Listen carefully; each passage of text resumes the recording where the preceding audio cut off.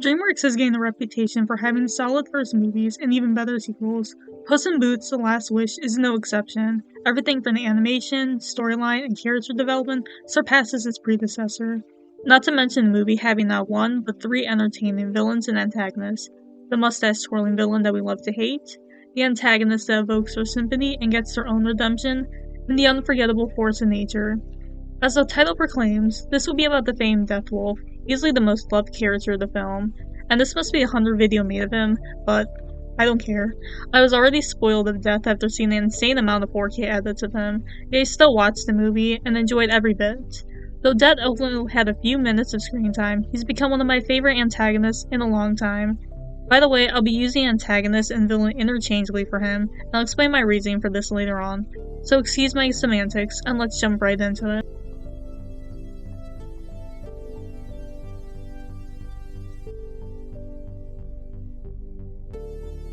Before Death's character is introduced, we're alerted to Puss using up to 8 of his 9 lives. The doctor blows a candle to stand for Puss's last life, and at first, Puss doesn't take him seriously.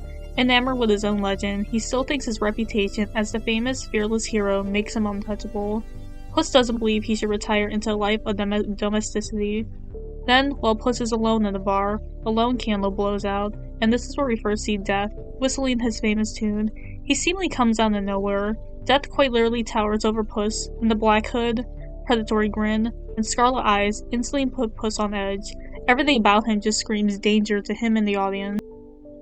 The tension quickly rises as Puss seems to figure out Death's intentions, and normally a fight near the beginning of an action film has the hero undoubtedly winning, and minor bad guys are usually humiliated after losing this fight. But none of this happens once Puss can't land a single blow in Death, and that the latter is simply toying with him. We already know that Puss is an extremely skilled fighter, proclaiming that he's never been touched by a blade, but not even a minute into this fight that Death grazes his head. We've never seen a DreamWorks villain draw blood before, so the stakes instantly get higher once Puss realizes that he isn't untouchable. He can only run with his tail literally between his legs. And Puss is so traumatized by this encounter that he retires his life as Puss in Boots, seemingly letting the legend die alone. This movie and character also uses the power of association quite well. As aforementioned, the candles blown represent a life snuffed out, and that Puss is right at death's door. And whenever we hear that infamous whistle, the hair stands up, our heartbeat quickens, and we instantly feel that tension and dread in the air. Because no matter how fast you run or how well you hide, you can never escape death.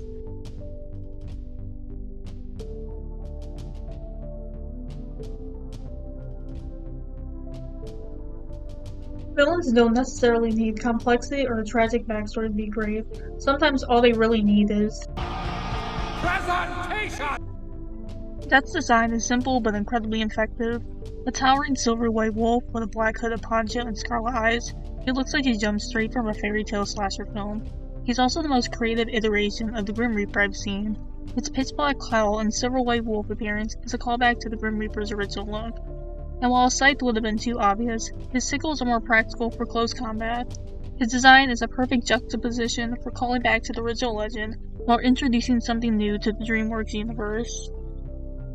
Since Death can change his appearance, it's interesting that it chooses a wolf to target Puss. Cats are normally afraid of canines, and wolves are seen as the ultimate embodiment for canines. Wolves are also endurance hunters, chasing their prey down until their target collapses from exhaustion. This plays into the fact that no one can truly outrun death. Many cultures already depict wolves as harbingers of death and destruction. Finally, it's a twist of irony that Puss in Boots, a proclaimed lone wolf, ends up getting targeted by an actual lone wolf. To add to that, there's a plethora of foreshadowing and references that allude to Death's true role, and these show the precision and thought put into his character. You can tell the crew had a lot of fun creating him.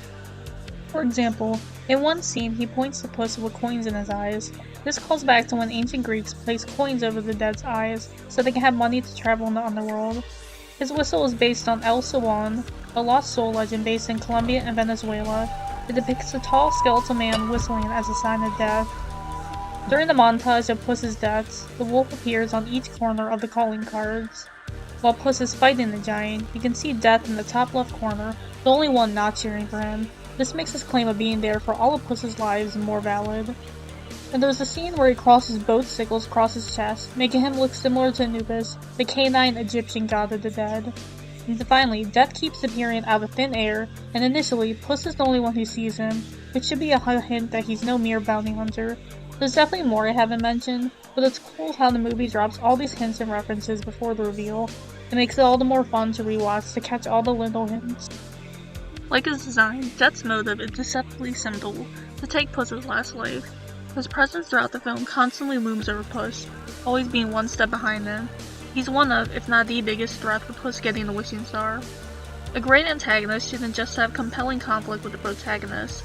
Rather, the conflict should be enough to fundamentally change the protagonist or antagonist, for better or for worse.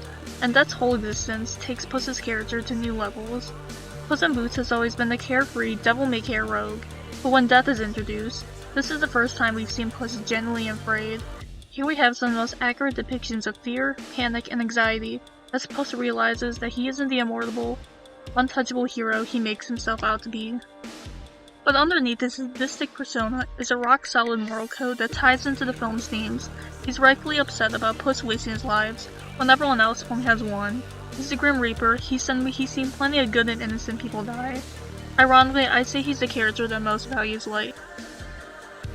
However, we can see how incredibly taxing Death's job is. Like aforementioned, Death has eons of awful things that come with the job. Murders, suicides, terminal illnesses, animal cruelty, genocide. The list goes on and on. I imagine an immortal, unstoppable force will be awfully bored and despairful of his existence. Being Death is a duty he can never relinquish, so chasing down mortals who take their life for granted is an utter thrill to him. And perhaps whether intentional or not, Death was giving Puss another lesson on the dangers of immortality. That everyone you love will eventually die, things will become boring and meaningless, and you'll get into situations where death will be a blessing. You can't just start your life, or in Puss's case, lives, all over again. You can only make do with the time you have right now. And while forces of nature are typically neutral, mysterious characters, you can't say that he doesn't have personality. I like how he peppers Spanish in some of his dialogue, and now I really want to learn Spanish. And he does have glimpses of charm, like when he acts like a dorky fanboy at the bar before his attempt on Puss's life. Though Death is a primordial being, he's developed enough of personality to have thoughts, emotions, and beliefs that we all empathize with. A while ago, there was a debate on whether Death is an antagonist or a villain, but he clearly fits both roles very well. I see him first as an antagonist and then a villain. First, the director, Joel Crawford, sees him first and foremost as an antagonist. His main purpose in the story is to teach Puss a lesson of valuing life, even if that wasn't his personal intention. But obviously, the way he goes about it isn't virtuous. His role is to just collect souls, not kill them prematurely, and even the movie calls it out as cheating. If he was a traditional, apathetic antagonist, he wouldn't have been so offended on Puss saying he laughs at the face of death. In fact, he could have just waited until Puss willingly wasted his last life. But in a way, he redeems himself by letting Puss live on, as he faces him with courage and appreciation for what truly matters. Ironically, the fear of death made Puss realize the value of life. Death is the perfect overarching antagonist and villain as he serves both roles very well. In a movie that grew up with his audience, he represents the utter fear and anxiety of mortality. The few scenes he had intensified his effect, making him all the more memorable when he shows up. He's the perfect fairy tale villain that teaches the audience a solid lesson. But at the same time, he isn't the traditional villain, the same way that we can't call Gravity or Chaos a villain. Death is inextricably linked to existence. We are driven to make something out of our lives with what we have right now. Even though our lives aren't equally measured to succeed, we are all equal before death. Without death, one cannot truly appreciate life. Thanks for watching this video. This is a very long overdue video, but I like the character so much that I just had to make this. I have more video ideas up my sleeve, but between working 2 jobs, family duties, and more job searching, I haven't put in time for making videos. Also, you can follow me on Twitter, Tumblr, or send me a coffee. Feel free to like and subscribe, and I'll see you next time.